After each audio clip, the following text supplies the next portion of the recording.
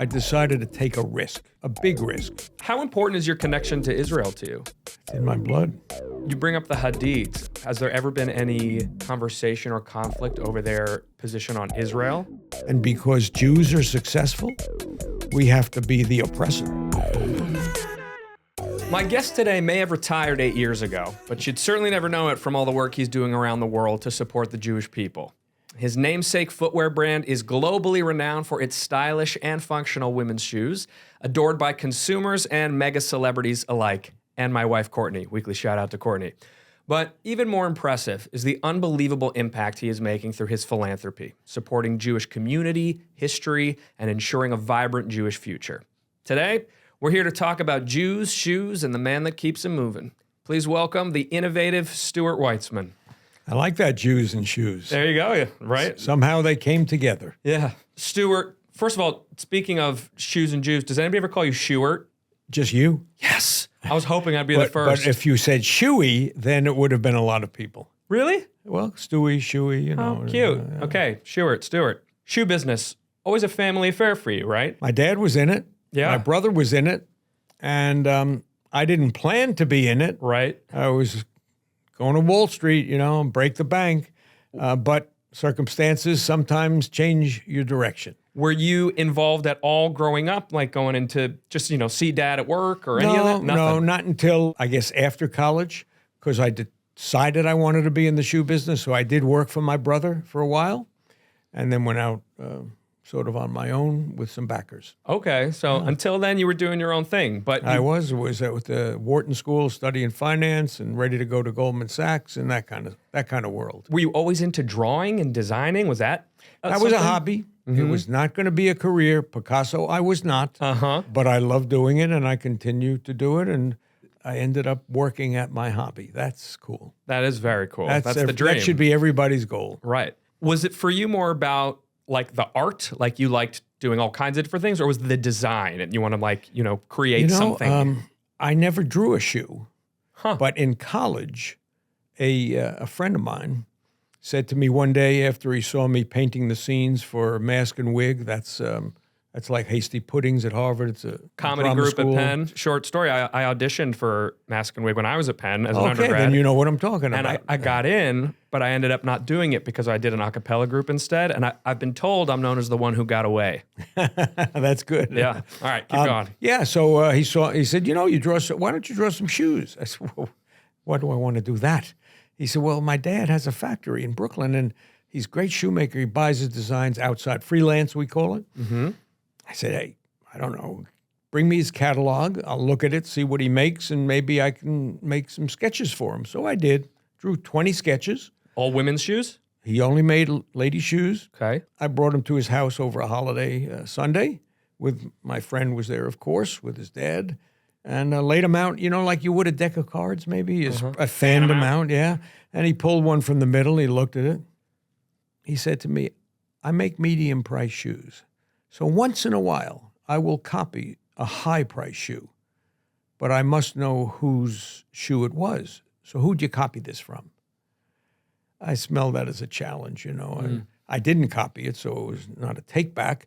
And I said, gee, I didn't, sir. I drew this as I thought would be something that looks like what you sell now, but with a new twist. And he put it up to the chandelier, looked at it again, and there was an outline, because when I started, I drew the outline, and then I filled in what I thought would be a cute design. He said, I can see you traced this shoe. I said, gee, I really didn't, sir, but I didn't expect to sell you anything. I'm out here because Larry suggested it. And I started trying to put them back together, and scoop them up and adios. And he tore it up. He just tore it up. Why? Threw it on the ground, rumbled it up. Dramatic. I looked at my friend. He looked at me. What the hell is it? And he just let us sweat for about 15 seconds. And he picked another one up. Well, I'm thinking, oh, my God, what's he going to?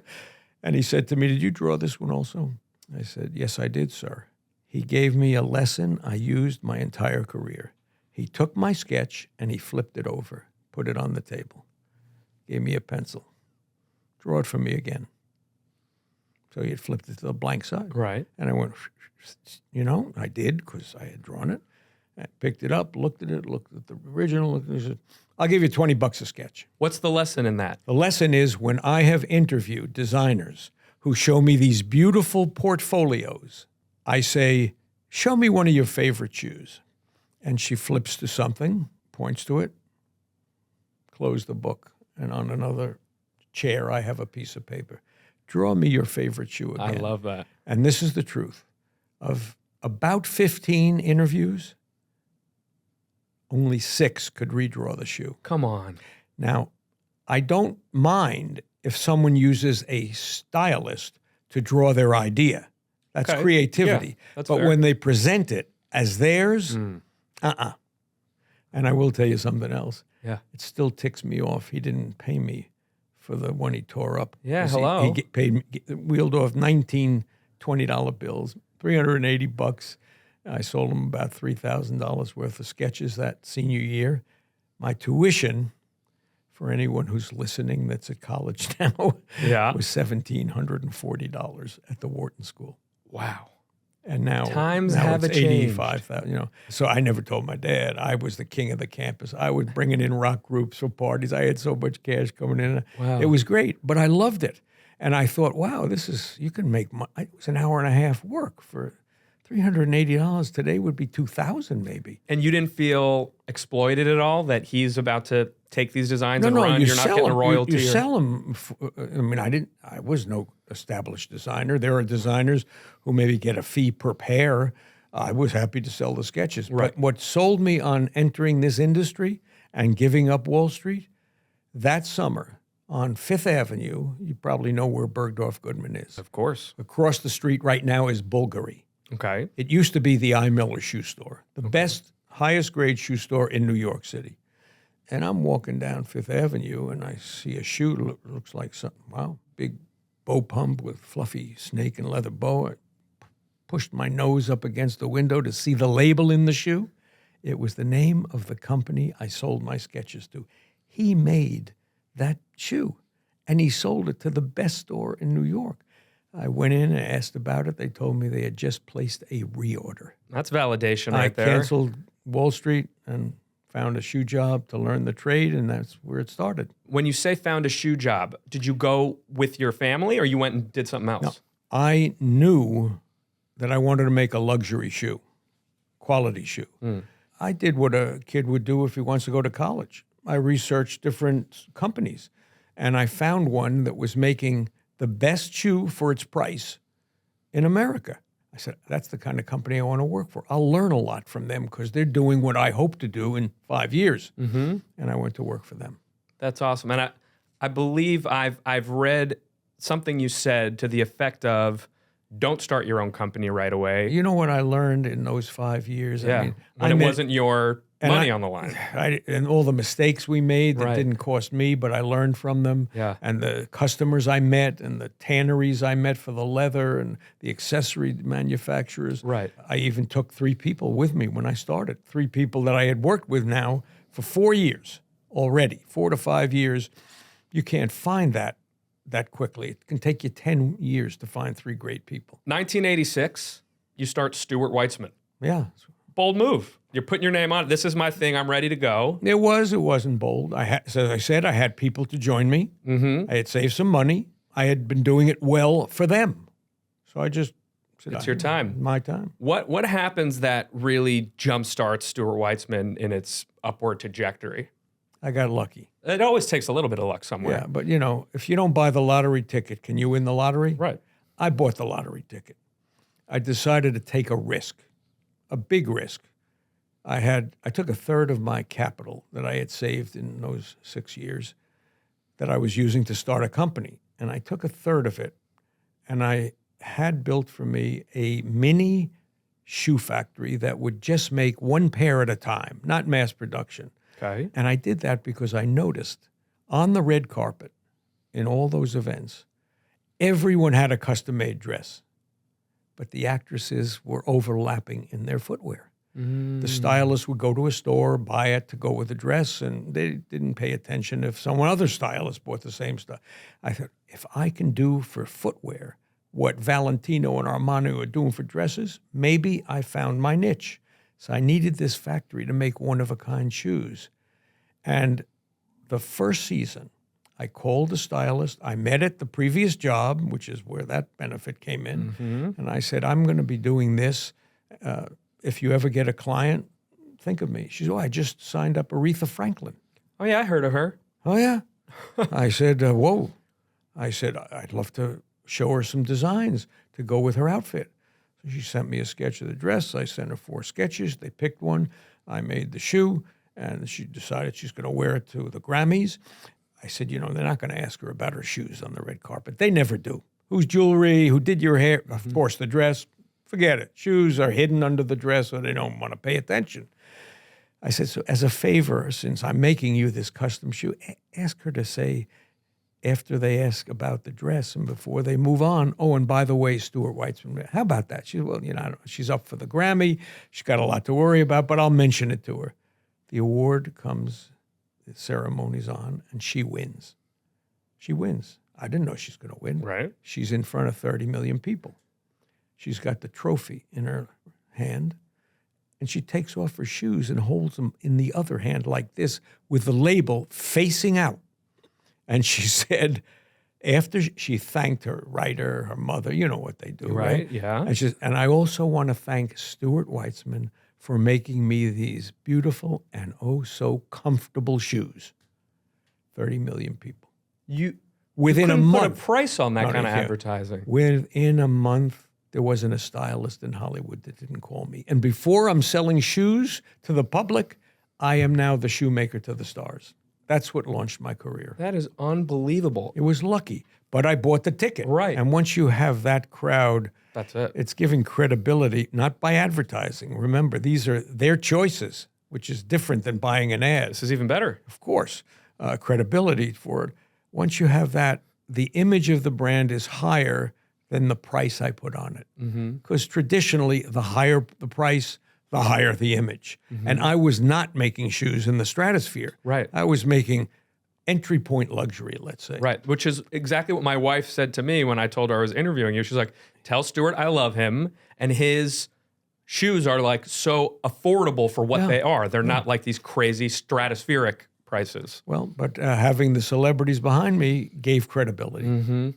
I love that story. And I made enough money to do a lot of wonderful things for the rest of the world. Which we'll certainly get into. But first I have to ask the most important question of this interview.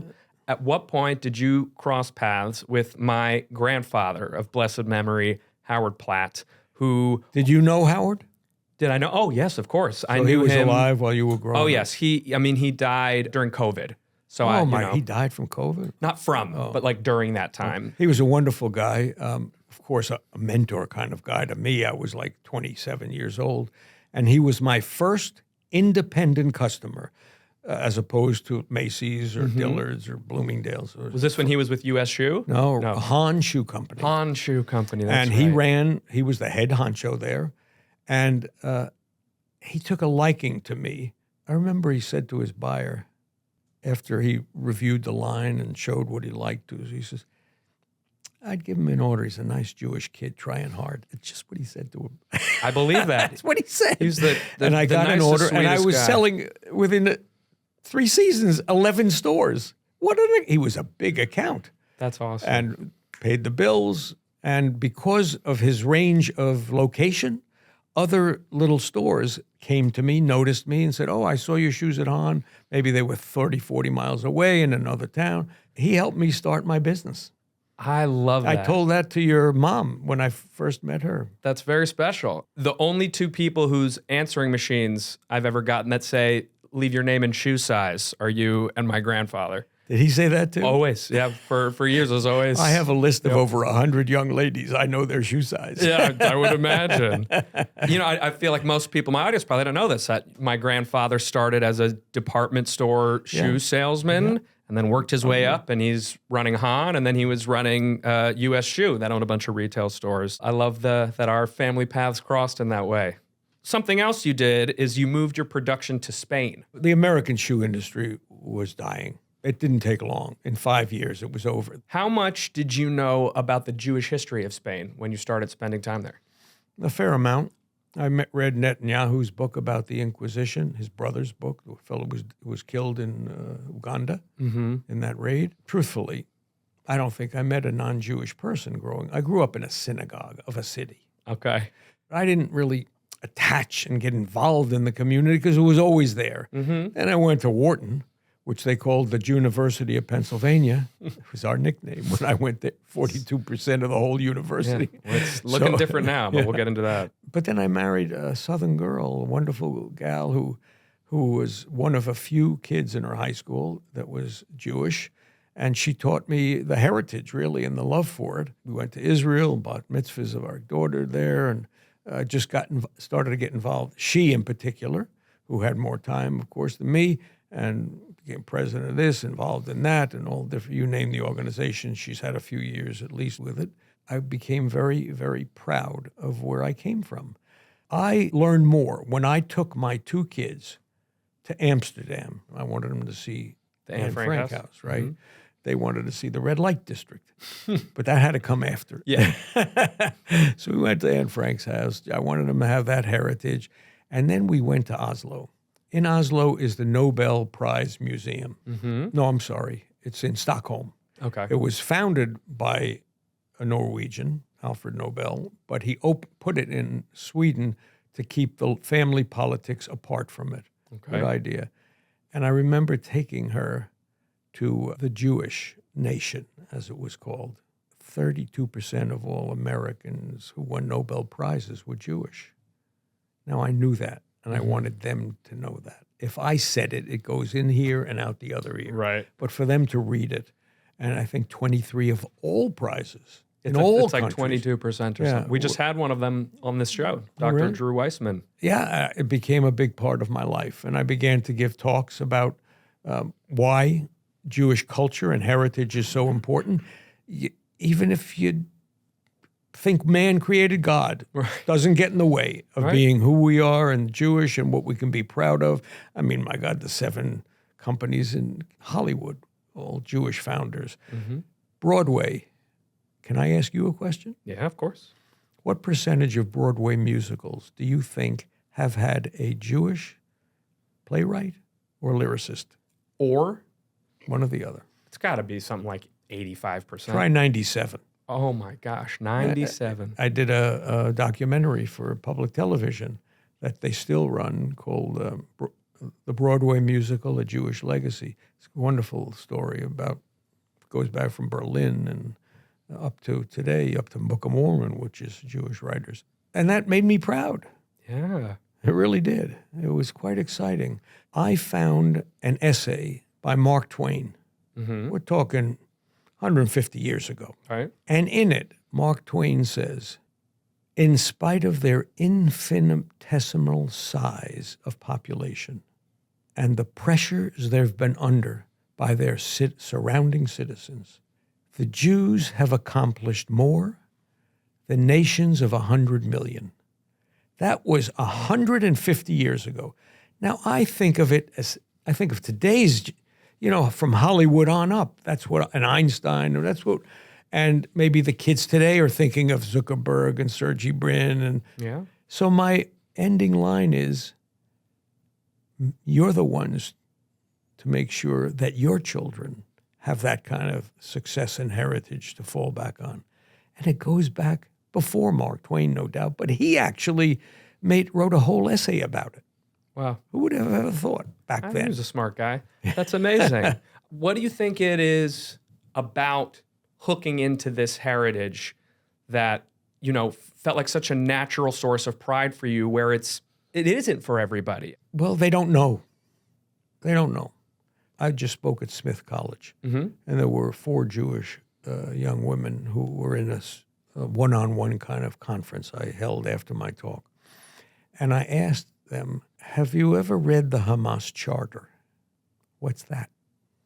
And that's probably 90% or more of the Jewish population. Yeah. If they could read, that's, by the way, the Constitution of the Palestinian Hamas Authority. I've read it. They may be hiding behind a tree. Yep. The tree yells out, there's a Jew behind me, come get me. don't go to peace conferences. That's a Western scam. We have a jihadist requirement from generation to generation to kill them all.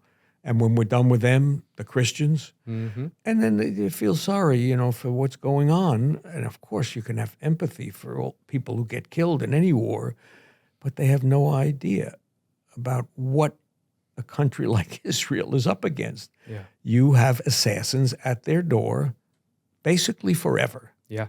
Because those kind of ideologies you can't erase. No. How many years did it take for the Catholic Church to accept us as a fine civilization? 500 years. Muslims could take, like they say, if it's 1,000 years, we're going to do more October 7th. Right.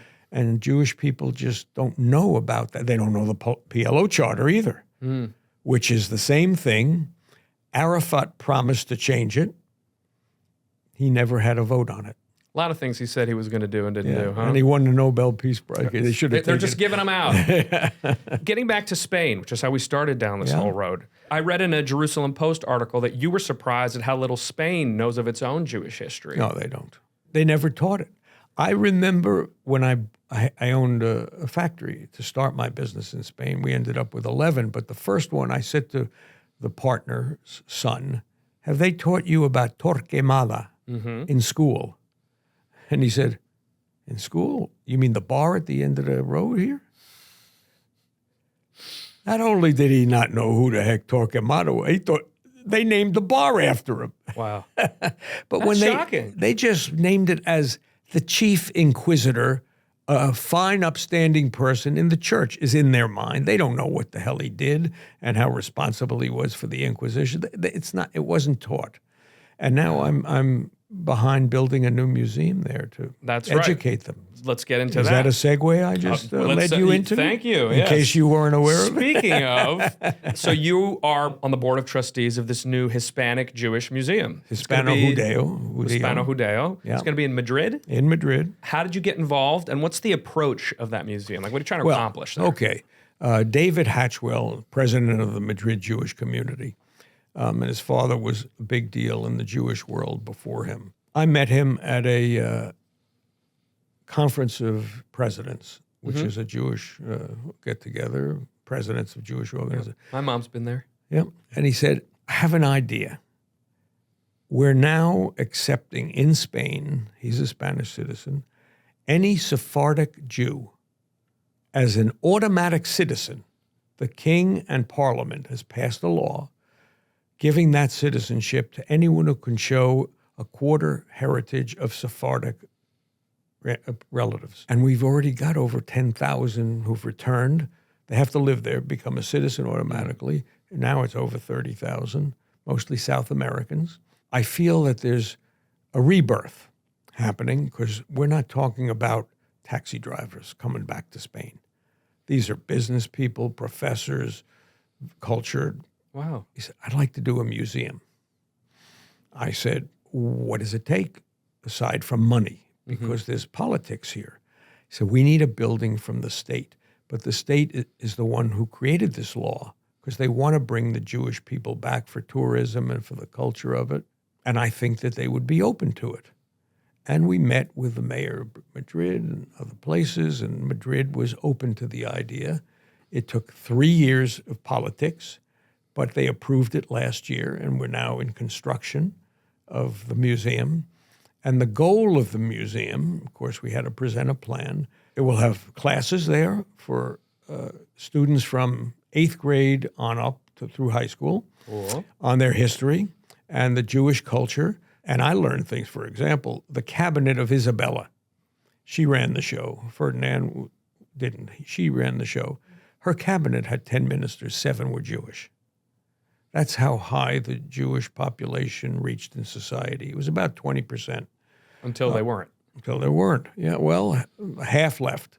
The other half were forced to take Catholic names, become Catholic, and those with certain interests stayed for that reason. Where were they going to go? But others just took the shot and went. And that's where the diaspora all around Northern Europe, Holland, et cetera, happened. A lot of them went with Columbus on his trips back to America, founded the colonies in the Carolinas, in Charleston, the first one, in Savannah, and engaged in financing the revolution with the Levi family and others. So that history we're talking about, and it's quite exciting. I'm learning it as we're planning our programs in this university. Are you familiar with the work of Dara Horn, the writer? Yes. I'm having her on the show. Oh, wow. She talks about, the failings of many Holocaust museums and how they... This is not a Holocaust Oh, I museum. know, of course. But how they sort of don't illustrate the continuum of Jewish life and persecution. Yeah. And so there's no pattern recognition there. It feels like here's this random thing that happened, and then everybody was... And they show the same exhibition, and it's how truthful is this museum going to be about, the many ways in which the Jews were really, persecuted and killed and kicked out? It will be, but not in the classes of the young kids. Okay. Oh, yeah, they will be, and there'll be plenty of lectures and exhibitions. We have the Catholic Church has agreed to loan us, not give us, loan us, Jewish artifacts that were used by the conversos. Mm-hmm. Do you know what they were? Oh, they're the ones who did it, stayed Jewish in secret. In secret. Right. First they were conversos, then they did it in secret, and they were the ones who were burned at the stake in the Inquisition. If you didn't continue your Judaism, they didn't bother you. But there were many that continued it in secret, in secret rooms, and candles on Friday night, whatever traditions they could hang on to. So they're going to loan us Jewish artifacts that they confiscated after the Jews were killed. And they're also going to give us the machinery that was created to torture the Jews. Wow. Because the goal was to get every Jew they found practicing Judaism, every Catholic they found still practicing his Judaism, to give names of others. Mm. And if you look at some of the things they invented, picture the telephone booth, the old-fashioned telephone booth, with 1-foot spikes it's on the every Iron wall. Maiden, right? Yeah, and they close in on you. Mm-hmm. And they have this big wheel that they call the rack. The rack. And they put you on your back. Mm-hmm. And then narrowed it as your back got a little bit smaller and cracked and paralyzed you, but didn't kill you, and for 24 hours or whatever. It's brutal. They had a stretching. I saw these, a stretching machine. Stretched the body 12 inches. I saw one that stretched the body 12 inches before it actually split. This machinery is, it'll be on display. And will they explore or discuss the flourishing of the Jewish community under the Moors, not the Catholics? It's all us. So we're going to have all of that and great Jewish leaders that... I think a lot of people probably don't know that like the time of great prosperity for the Jews was 700 in Spain, years. The golden age was under the Muslims. Yeah, the Muslims lost the war, so they left. Right. And at the same time, Torquemada convinced Isabella, the Muslims are leaving because we just beat them. Let's get rid of the Jews at the same time. We don't need them to finance the war anymore. No, and we don't need them to influence our children. I mean, there are stories of housemaids baptizing children of their Jewish owners they were working for. And once they're baptized, they have to leave the Jewish house. So they would steal the children that way and raise them in Catholic families. When is it supposed to open? Next March. All right, so planning trips to Spain, March 26th. Yeah. So let's get into more of your philanthropy. So we've just started touching it a little bit. As much as you're a role model for your business acumen, you really are a role model as a philanthropist, truly. And you do it in such a Jewish way. And I think it's a great, really, truly a great role model for anybody looking at what they should do if they have the opportunity to give away money in a meaningful way. Well, listen, let me tell you something. What am I going to do with it? Well, a lot of people buy 15 yachts and a private island, and you're not at all. Not a lot of people don't do that. Some of them do. They make noise who do that. Uh-huh. But I have asked friends of mine, much, much wealthier than I, what are you going to do with your money? Mm-hmm. And they don't know. If my check to the funeral parlor doesn't bounce, I haven't done a good job giving away my money. You can't take it with you. I never saw a U-Haul being pulled by a hearse. Have you? Right. Okay. That's right. We're going to get into a lot of the different things you've done with your philanthropy, but one is you've created a number of meaningful initiatives to bring business opportunity to others. Can you talk about one or two of your favorite initiatives or contests you guys have run? I do visit about 25 universities every year. Mm-hmm. And I started that a little bit before I sold out, when I had to stay a year or two to, show them what to do, but extensively since this is my act two. And when I go to these schools, I do meet between 6 and 10 or 12 of them for one-on-one sessions. Cool. I'm not trying to be, DEI directed here, but if there are Jewish students there, I hang on to them. They'll relate to me. Yeah. But others as well. Sure. And they're the ones who want to meet me one-on-one. It's not by chance. They've given a good reason to the dean or provost why they'd like to spend a few hours with Stuart, and they get selected, and usually because they have a startup or an idea, and I help them get in business, and I teach them the many truisms of entrepreneurship, because there are many that if you follow them, it's hard to go wrong. It really is. And I feel proud about that. There's a guy who wanted to create a dance shoe. And the reason he wanted to create, he was at Wharton.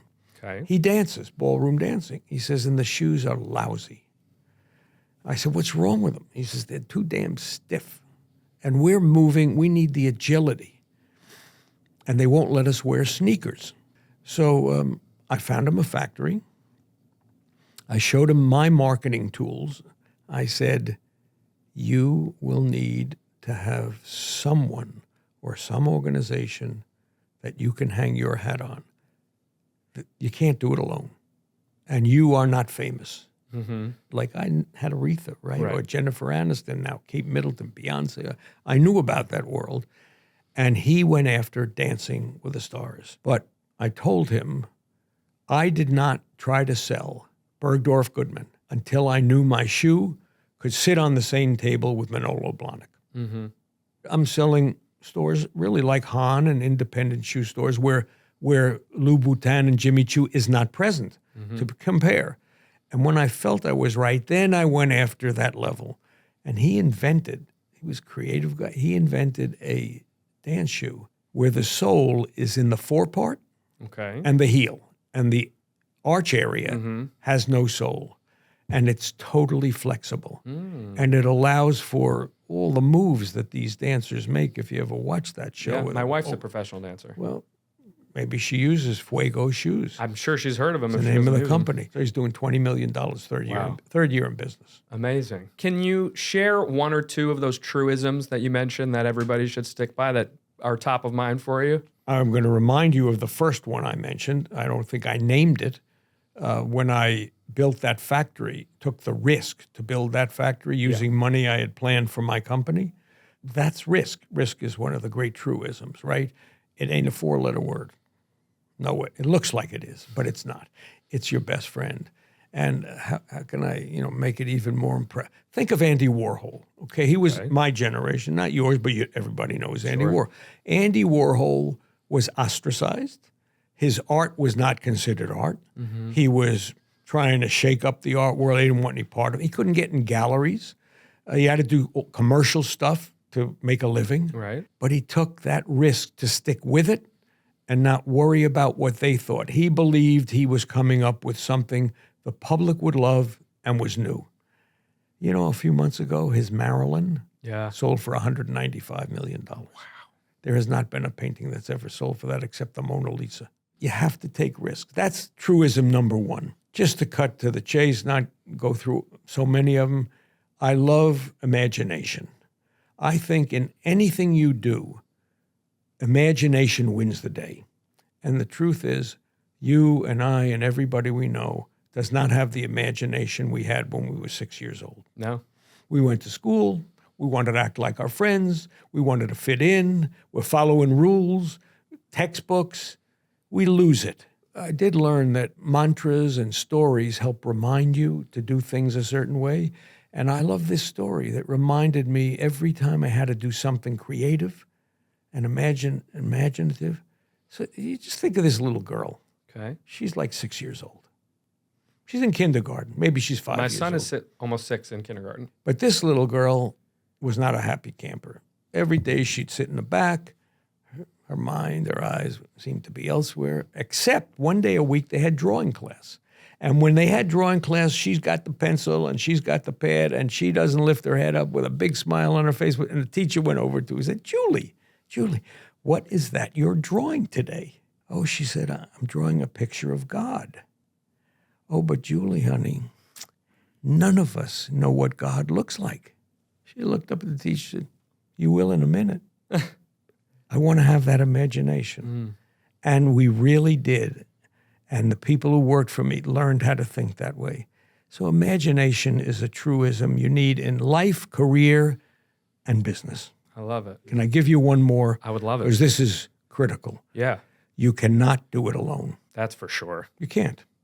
You cannot be the best at every aspect of your life or your business. You can't be. There are others that can do certain things better than you. No doubt. Find them. Yeah. And don't skimp. Go for the best of the best, because the prestige of having them with you will pay for itself. You can't imagine how many times over. That's why I always went for Giselle and Kate Moss and Gigi Hadid and Mario Testino, the photographer, Zaha Hadid, who designed, a great architect, world-renowned, designed stores for me. Those kind of people gave me something. Well, am I going to design a store that the world's going to say, wow? No. But Zaha did. Or, of course, I can't look in a shoe like Kate Moss would look. So I always went for the best because you can't do it alone. You bring up the Hadids. I was going to ask, has there ever been any conversation or conflict over their position on Israel? I retired way before October 7th. Mm-hmm. So I never got involved in that. I hired Gigi. I got her sister for free because they had the same shoe size.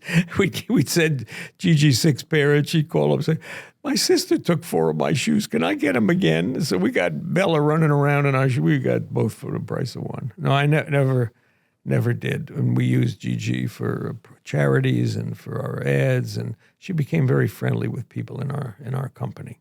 Her father's Palestinian. Yeah. I get it. I don't criticize her. If, her father's Palestinian.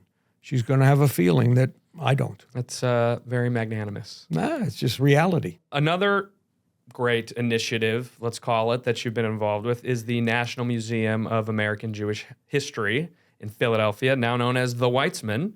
What did you love about that museum so much that you wanted to give such a meaningful gift that your name's now on the door? You've done your research on me. Oh, yeah. We get thorough here. Oh, my gosh. Yeah.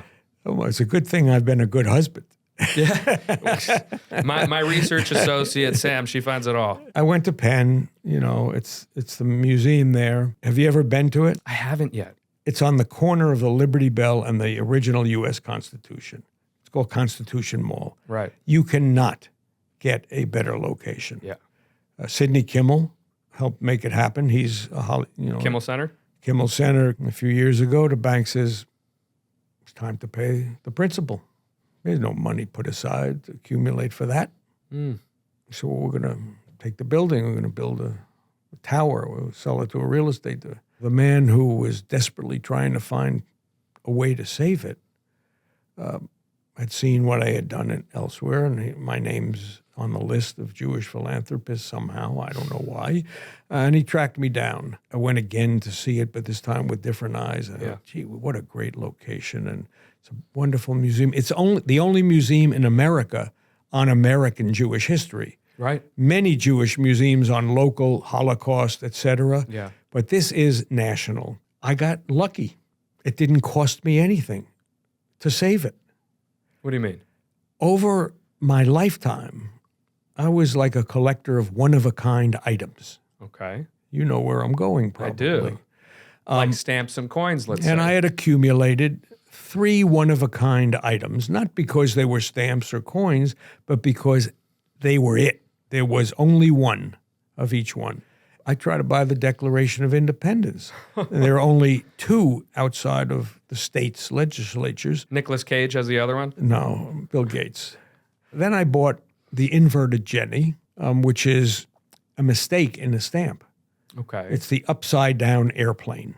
Okay. And then I said, wait a minute, I have an international album too. And I went to that, and in the top of the front page, most valuable stamp of the world. It's called a 1 cent magenta British Guiana stamp. Okay. And they're sitting in museums on loan for years. And I haven't seen them. They're out of my mind. Occasionally there's a story about them. And then this thing happens in Philly. And I said to my kids, do you want the stamps and that coin? Daddy, it's your passion. What are we going to do with it? Give it away to museums because we don't want the problem. What are we going to do with it? Right. I said, okay. So I put them all 3 up for sale, and all the money saved the museum. I love that. That's a great story. Full of great stories, Stuart. I don't tell you the bad ones. Something else you're passionate about. What is that? Sports. I love sports. You are a save a lot of kids. 4-time Maccabiah Games participant and medalist. Once a medalist. Once, hey, it's more Bronze than me. medal. Last time. In, what was that, 2022? Yep, and I'm going this summer for the silver. Okay, and this is what? It's table tennis. Yeah. It's as an individual sport, it's a team sport. They have doubles, team, and individual. What will you be competing in? I don't play doubles. You do the team and the individual. Yeah, I bump into my partner too much. So when did you get into table tennis? Didn't you play as a kid? Yeah. Everybody played as a kid. So all these guys are playing pickleball. I said, looks like table tennis. It's like going from regular chess to like the life-size chess. Yeah, Like so tennis to pickleball. I had a pool table. I bought a top, sit on it. Yeah. You could play either one. And I started practicing. I said, I'm going to go to the Maccabiah games. I bought a robot. They are amazing. The ping pong robot is much better than like the Forrest Gump only had a wall. You got a robot. Oh, this thing is... And I trained and trained and trained. Just for the Maccabiah games. And I made the team. Now I play also for fun, but my training was to get on the team at Maccabi. And then in the last one, you also got to be the American team flag bearer. How was that experience? That was as cool as anything. Yeah? 1,000 athletes behind me, all waving little flags. I got the big one. You know how you march into it's just like the Olympics. Right, into the stadium. We have 10,000 athletes, so it's 60-something countries, and I have the whole team behind me, and we march in our, alphabetical order. It is so exciting. The opening ceremony, it's so thrilling. I mean, you got 60 countries, and you're meeting people, and you can't help the camaraderie. Right. And it's not because he's from Serbia and I'm from America. It's because we both go to synagogue. Right. We're all one tribe. It really was. I'm jealous hearing all these Maccabiah stories. It sounds like a really amazing experience. I made a shidduch there. Oh, yeah? Yeah. Who? Well, I saw these basketball team players from Argentina, like 6'2", 6'6", hunks. And these American girls who were swimmers are looking at him and giggling and looking at him and giggling. And I could tell they were trying to get attention. They didn't know how to approach. And of course, they speak Spanish and the English. And I said, Stuart Weitzman. I said, I speak Spanish. You want me to introduce you to those fellas? And shyly, well, I don't want to put you out. I said, Señores, ven aquí. And I talked to them in Spanish. I said, these are 3 of our most fabulous swimmers. And they were admiring your uniform. I just made it up. And one guy says, oh, I speak English. Maybe the other 2 did too, but he said, I speak English. And then they're all talking and making... She says, can I trade you uniforms? Which they do at these games. Did you know that? It's sort of a custom. I have the Cuban team's T-shirt for table tennis. They have mine. She said, can I trade you uniforms? She takes off her shorts, takes it right to him.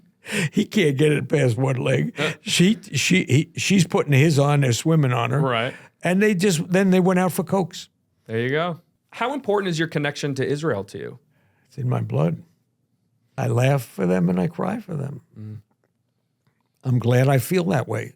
And I feel sorry for Jewish people who don't, because it's such a great sensation to have. It really is. I couldn't agree with you more. Yeah.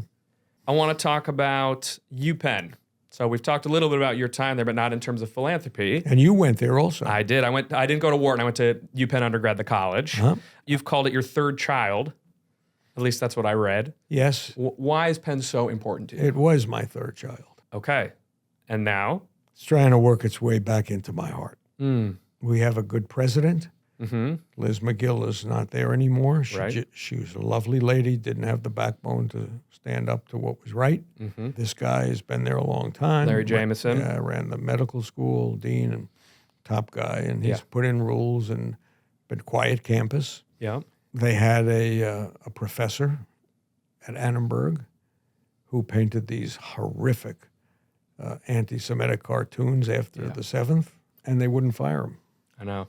But he's not there this semester. Right. I don't know if he'll be there next semester. I'm waiting. You didn't pull your money out. Well, I gave $1. This year you gave $1. You know that dollar campaign? Do you know about that? No. It was Mark Rowan's idea. Very clever. Okay. If you don't give, they don't know you didn't give, right? How would they know? But if you send in $1, They know you just gave them $1. you made a statement that they can't miss. So I became part of the dollar campaign, and I stopped any giving that I had planned on. Oh, wow. And I told them, get rid of that guy, then we can talk. He says, it's not up to me, Jameson. He said, if I could, I'd like to get rid of him and 20 others, but it's up to the dean of the Annenberg School. And I said, who does she work for? Well, you know who she works for. Him. Yeah. He said, me. I said, yeah. I don't want to have a riot on campus. We have to work this out. So finally he's gone. Right. He doesn't know if that dean will bring him back, but he doesn't think so because the course has been eliminated from the syllabus. Right. And if there's no course, there's no professor. In September of 2023, this was before October 7th, you participated in the Shabbat Together event at the Penn Hillel. That's because they had that Palestinian Rights Festival that was Right. just horrendous. Right. That started the whole, Penn started it all. That's right. So, I mean, for those people who don't remember, there was a Palestinian literary arts festival. Which could have been fine. Which could have been fine. And maybe 80% of the people on the list to show up were there to do poetry and film and celebrate Palestinian culture. But then they kind of slid in that 10, 20% of sort of pure anti-Israel and anti-Jewish. and anti-Jewish folks like Roger Waters, who's certainly not Palestinian. Right. And it caused a lot of controversy.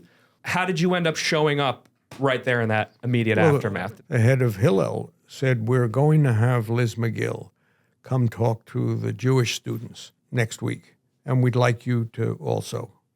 I said, how much time do you want me to talk? Well, we only have 20 minutes, and she's going to have 13, and you can have 7. So there were so many negative comments about her showing up at Hillel that the head of Hillel called the administration office and said, we think it's better that she doesn't come. Wow. So I got 20 minutes. Hey.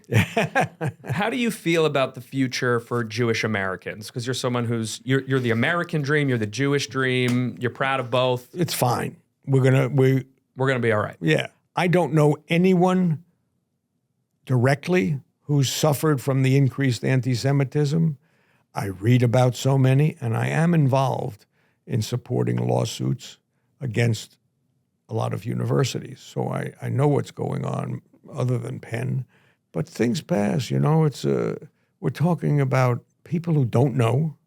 What makes this different is there are a lot of people in America, especially young people, who got tied into the oppressor-oppressed philosophy. Yeah.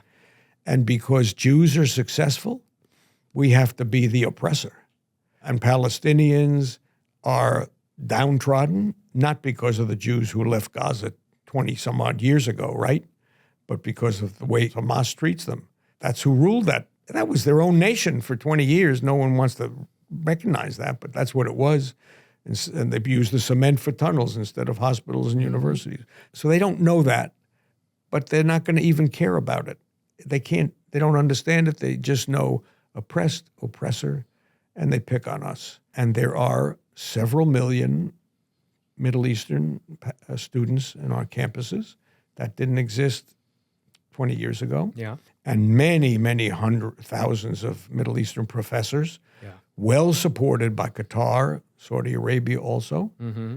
And they've been planted there. A lot of money in that. A lot of money in that, right? And that's the difference today. So there's no getting away from that. You just have to fight it with fire, which we didn't do, nor did America do last year. No. Trump is now fighting it with fire. So you feel like we're on a better trajectory now? Yeah, I don't think it's going to eliminate the way those people think, just like we're not going to eliminate the way Hamas thinks. Right. But if we can keep them out of the limelight and weakened, that's the most we can hope for. Okay. What do you think is the most important way to instill Jewish pride in young people? Comes from the parents. That's for sure. Teach them about the Jewish heritage. They have to do that. When I meet students who went to Jewish camp and are now grown up, or went to Israel for birthright, Yeah. they have a different attitude than even my children who didn't do either, which I regret now. But who knew? Because it was, like I said, I grew up in a synagogue. There was nothing to worry about. Right. Hewlett was a synagogue. I think sort of the key takeaway is intentionality. And it's not something we can take for granted no matter who we're surrounded by. If we don't intentionally make it important, it's not going to be important. And look at the accomplishments of that startup nation. Yeah. And the things they've invented, from the camera that goes in the body to the technology. They're working on hydrogen instead of now, other kinds of energy, atomic energy. It's just amazing. They've won more Nobel Prizes in Israel than all of the Muslim world. How about that? Yeah. Not surprised. You think that nice girl from New Jersey, not Jewish, who's a bit socialist, leftist leaning, always thinking, like Bernie and those people, you think she knows that? Certainly And not. I wonder if she knew it, if it would matter to her. That's probably the bigger question. Yeah. All right, well, let's end on something a little lighthearted. That we're going to do a little lightning round. I'm going to just throw some softballs at you, and you give me the quick answers. Softballs, not hardballs. Not hardballs, easy. Favorite shoe you've ever designed? The first shoe I won an award for, a bridal shoe, What was so special about it? made out of lace, like a wedding dress. Until then, shoes were made out of, for brides, acetate satin. They glowed in the dark because the girls didn't pay attention. The dress covered it. Right. But then the younger girls were starting to raise the length of their wedding gown. The shoes began to show, and we made this gorgeous pump that was a technological advance, too, because lace is cotton. Right. It breaks. Sure. I had to make the same designs out of nylon, which doesn't break. And we made a gorgeous shoe that won my first award. I remember flying home from London on the Concorde Hey. to be there in time for the event. Well, that'll help you get there. That justified it. What's someone you wish you'd had the chance to design for? Marilyn Monroe. That would have been special. In fact, I use her as a model. What do you mean? Well, as a muse, let's say, as a muse. Thinking about what would look great on Marilyn If Monroe. Marilyn Monroe would wear that shoe I just sketched, then I know it's going to be a hot party shoe. I love that. Who was the hardest to nail a design for? Audrey Hepburn type customer. The chic, classic woman who has so much confidence, she doesn't need the high heel to empower herself. Because a shoe can change your personality, can change your life. I mean, I love Bette Midler. In our industry, is remembered for having said, "Give me the perfect shoe, and I will conquer the world. Fortunately for the world, I haven't found that shoe yet." I like that. That's Bette Midler. Yeah, that's right. Who are some of your favorite designers that inspire you? Louboutin. And I'll tell you why. A young lady might say because his shoes are so sexy, which they are. I say because he does what he loves, what he wants his ladies to wear, and he doesn't care what the fashion is. He just makes them super sexy. And if things are going on in lower heels or certain cowboy boots or over-the-knee boot, he doesn't want his women in them. He doesn't care. Most designers get caught into trends, and we try to make sure we get a piece of that action. Right. So I admire him for that. I really do. Sure. Favorite Jewish holiday? I love Hanukkah because for some reason, my wife grew up with, remember, I mentioned she's in an area where there were not that many Jewish where was she people. From a suburb of Atlanta. Okay. Her parents, I guess, to compete with Christmas, gave presents every night. And that's what we began to do with our kids. Well, you're supposed to get 8 of them, right? Yeah, and we haven't stopped. Nice. What's your least favorite Jewish holiday? The ones I don't know about, I don't pay attention. I mean, I had a friend who used to love the word Shmini Atzeres. I never found out what the heck Shmini Atzeres is. You're the second guest on this show to basically say that same thing. He's like, I've heard of that. It's fun to say. I don't know what it is. I mean, he would say things like, "Now from now till Shmini Atzeres," and I would say, "What the hell is that?" This is the Being Jewish special. We ask this all the time. Challah, rip or slice? Oh, no, you got to rip it. There we Does go. anybody slice challah? A couple of people slice challah. Are they Jewish? I grew up slicing the challah, and now I'm more of a combo because I rip and then I slice so I can save some for the French toast the next day. So you get a little both. Last question. You've given us so many truisms, but what's one of your sort of favorite nuggets to impart to others? Favorite business advice, life wisdom, anything? Perception. And I believe perception is a ticket to a happy and successful life. When we would create a product, we would try to give it the best perception we could. When I started my company, I had, aside from making shoes on the red carpet, custom that no one else was doing, I had an idea to launch my product in stores. I was going to make the most famous shoe in the mind of a young girl. You know what shoe that is? Tell me. I decided I was going to make a real-life Cinderella slipper. A glass shoe with a glass heel, but higher for when she's grown up, because I'm not selling 4-year-olds. Now, obviously, the glass is translucent PVC, and the heel is lucite plexiglass, not glass, but the look is the same. And it was really cool. And the editors went nuts over it. I'm going to get free publicity more than any ad I run. And I opened it up to the showroom. And I'm walking around listening to customers' commentary on the shoes the salesmen are presenting. And I told them, I want you to present this right off the bat. And here's the sales pitch. It's every girl's dream shoe. And not only that, it's $30 less than our leather shoes because of what it's made out of. And I heard a retailer say, "Oh, I don't buy plastic shoes." No. I heard someone else say the same thing within 5 minutes. I took the shoe out of the room, put it away. 15 years later, Disney redid Cinderella on Broadway. Right. I got a call, could we make the Cinderella shoe for the Broadway show? And I did. And I thought, this is going to get a lot of press. I love that shoe. The editors love that shoe. Right. I'm going to redo it. But this time, I'm going to price it $50 more than a leather shoe because it had its cost, which I had a nice profit on. Right. Why? Because the retailers, the consumer, no longer saw it as a plastic shoe. Right. It was now a novelty shoe. Luxury item. With a story. And that was the perception of the shoe. And I used perception everywhere I could, whenever I could. And I recognized that we are all salespeople and we have to be perceived in the best possible way for whatever the purpose is.